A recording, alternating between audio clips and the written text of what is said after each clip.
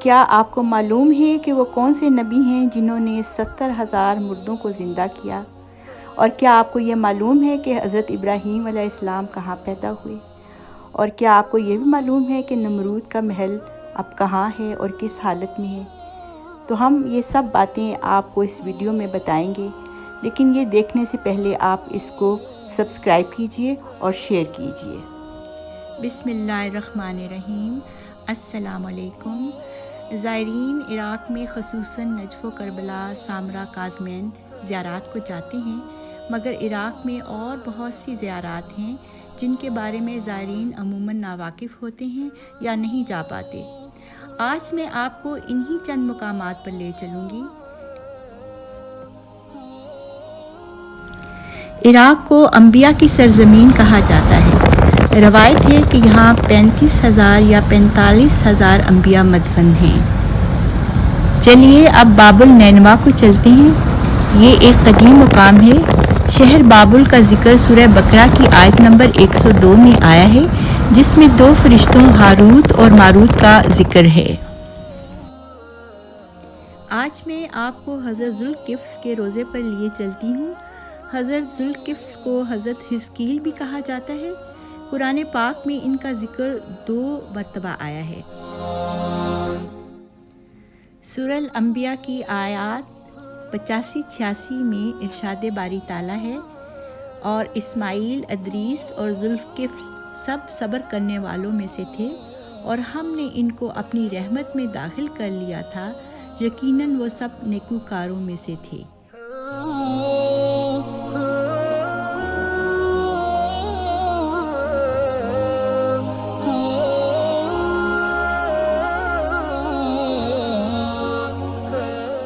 اور سورہ صاد آیت نمبر 48 میں فرمایا، اور تو اسماعیل، یسی اور ذوالکفل کا ذکر کر، یہ سب اچھوں میں سے تھے۔ اور یہ بھی کہا جاتا ہے کہ حضرت ذوالکفل علیہ السلام حضرت یوشع بن نون، جو کہ وصی حضرت موسیٰ ہیں، ان کا دوسرا نام ہے۔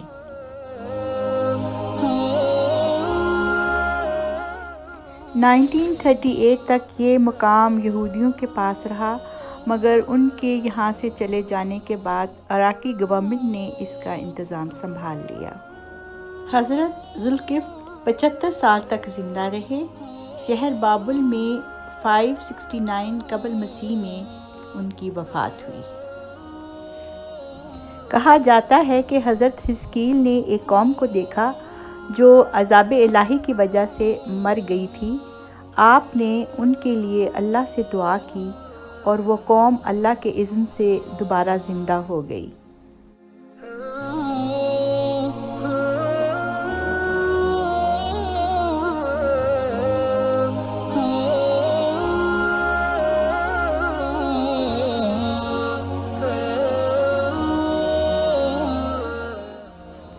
یہ مقام یہودیوں کے لیے بھی بڑا مقدس ہے۔ ان کے وہ جلیل القدر پیغمبر ہیں۔ یہاں پہ ان کا سینیگال تھا، یعنی ان کی عبادت گاہ تھی۔ یہاں پہ مسجد بھی ہے، اور عراق کی حکومت نے دونوں چیزوں کو پریزرو کیا ہوا ہے۔ یہاں ابھی تک در و دیوار پر عبرانی زبان یعنی ہیبرو لکھی ہوئی ہے، اور وہ نظر آتی ہے۔ چلیے اب ہم آپ کو مقبرے کے اندر لے کے چلتے ہیں۔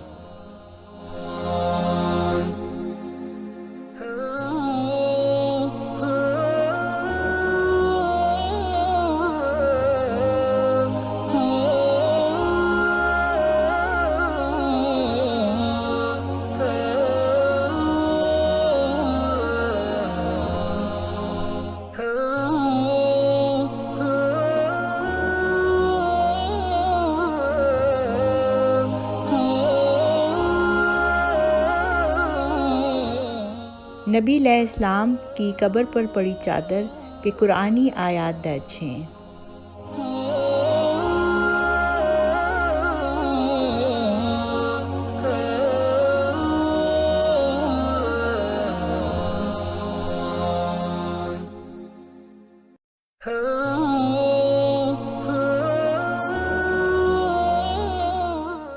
یہاں آپ کو لکڑی کی تختی پہ عبرانی زبان لکھی ہوئی نظر آ رہی ہے اور اسے اسی طرح محفوظ کیا گیا ہے۔ یہ مقام حضرت علی علیہ السلام ہے۔ جب وہ یہاں تشریف لائے تھے تو انہوں نے 2 رکعت نماز ادا کی تھی۔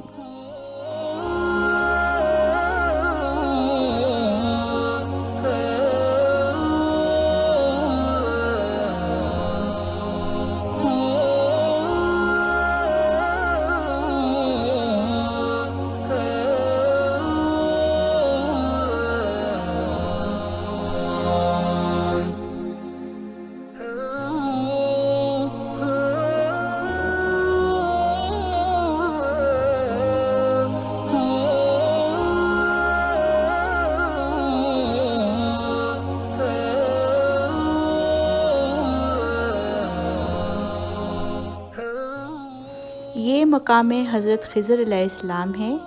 اللہ تعالیٰ نے انہیں حیات جاویدان دی۔ حضرت خضر کا ذکر سورہ الکہف میں 65 to 82 آیات میں آتا ہے۔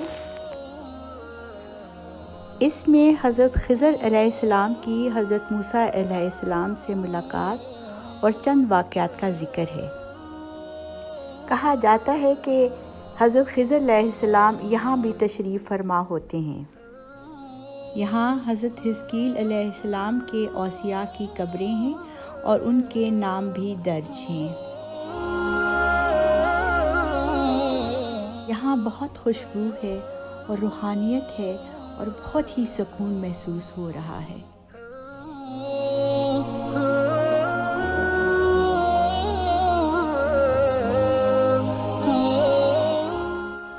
آئیے اب ہم بابل میں آپ کو حضرت ابراہیم علیہ السلام کی گھر کی طرف لے چلتے ہیں۔ یہاں ان کی ولادت باسعادت ہوئی۔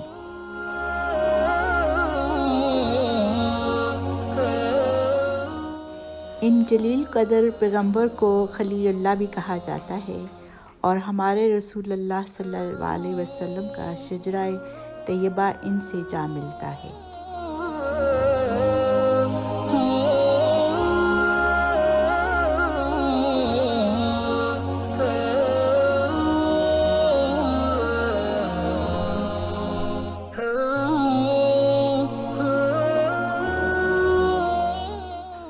زری کے اندر ایک پتھر رکھا ہوا ہے جس پر حضرت ابراہیم علیہ السلام کھانا کھاتے تھے اور ایک پیالہ رکھا ہوا ہے۔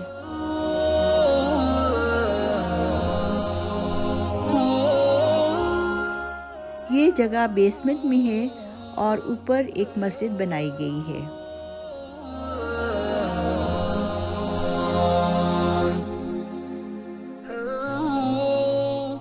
یہ نمرود کے محل کے کھنڈرات ہیں اور ویرانی کا شکار ہیں۔ یہ عبرت کی نشانی ہیں۔ کبھی یہ بہت بڑا شہر تھا، اب تو ویرانی ہی ویرانی ہے۔ جب حضرت ابراہیم علیہ السلام نے نمرود اور قوم کو ایمان کی دعوت دی، لیکن قوم نے آپ کی ایذا رسانی اور ستانے پر کمر باندھ لی۔ نمرود نے آپ کو دھکتی ہوئی آگ میں ڈالا، لیکن اللہ تعالیٰ نے آگ کو ٹھنڈا کر کے کافروں کو ذلیل کیا۔ آخر کار حضرت ابراہیم علیہ السلام نے تنگ آ کر فلسطین اور پھر مصر کی جانب ہجرت کی۔ ایک مقام پر ہماری ملاقات ایک عراقی خاندان سے ہوئی اور انہوں نے ہماری جی بھر کر تواضع کی۔ ہم ان کی مہمان نوازی سے بہت متاثر ہوئے۔ حلہ کے مقام پر ایک اور شہید کی زیارت ہوئی۔ یہ کربلا میں زخمی ہوئے تھے اور یہاں پہ یہ دفن ہے اور بہت کم لوگ ان کے بارے میں جانتے ہیں۔